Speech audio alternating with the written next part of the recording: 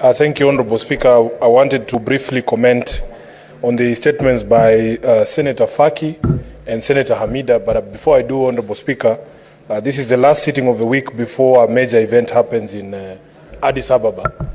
And I'm happy that Senator Olekina is back from Addis. He was there overnight to just ensure that everything is okay. He has assured me that everything is going well, and that after this sitting, he will also be leaving back for Addis to ensure that everything goes.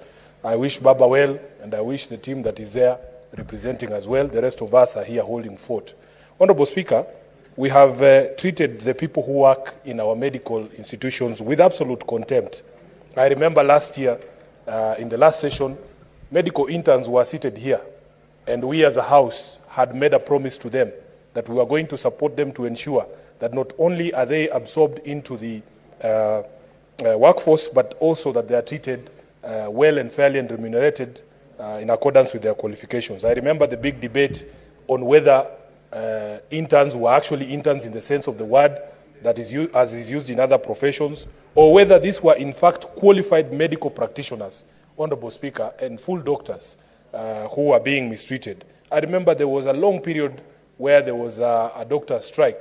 Dr. Khalwale remembers that period, and we thought that all these matters have been resolved.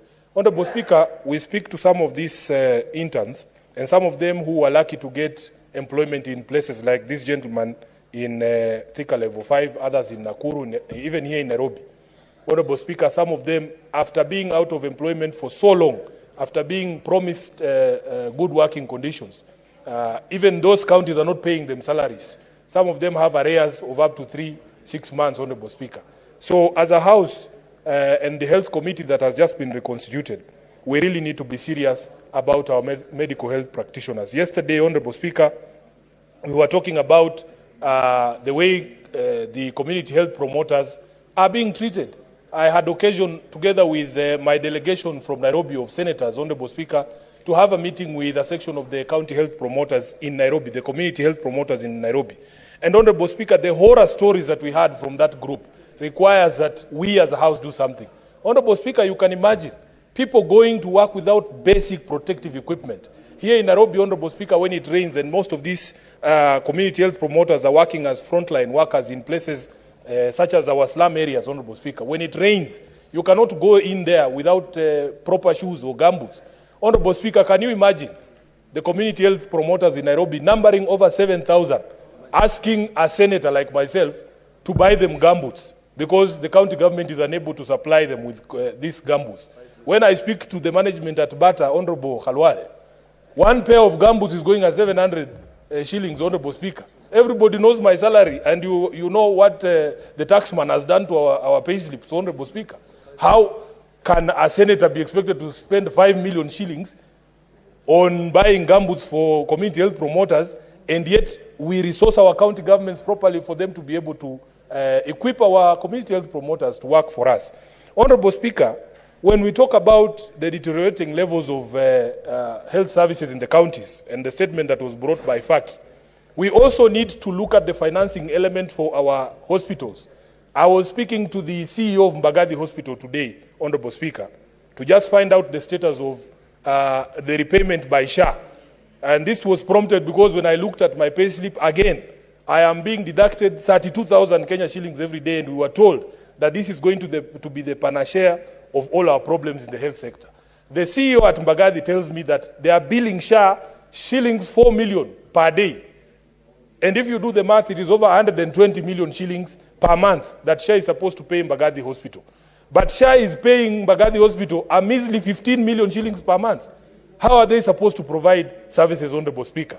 As we speak today, the social health assurance owes Mbagathi Hospital alone 400 million Kenya shillings. And then we expect these hospitals to serve the people of Nairobi.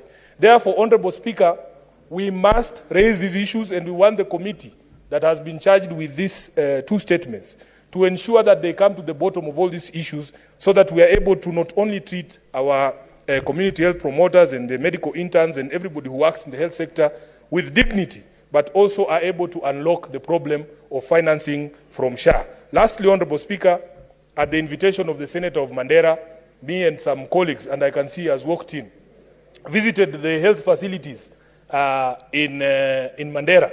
And one of the things is that many of the equipment that had been procured under the medical leasing scheme, those contracts are coming to an end. And the information we gathered from Mandera is that the suppliers of the new equipment are putting very onerous terms in terms of percentages of the money that is supposed to be paid to those suppliers on these county governments. They told us it is as high as 60% of the payment that is paid for that service is required to go back to the medical supplier, the equipment supplier. So as a Senate, we must bring those contracts into focus here, and I want to urge the Health Committee to ensure that this is done so that our people can enjoy proper health facilities. I thank you, Honorable Speaker.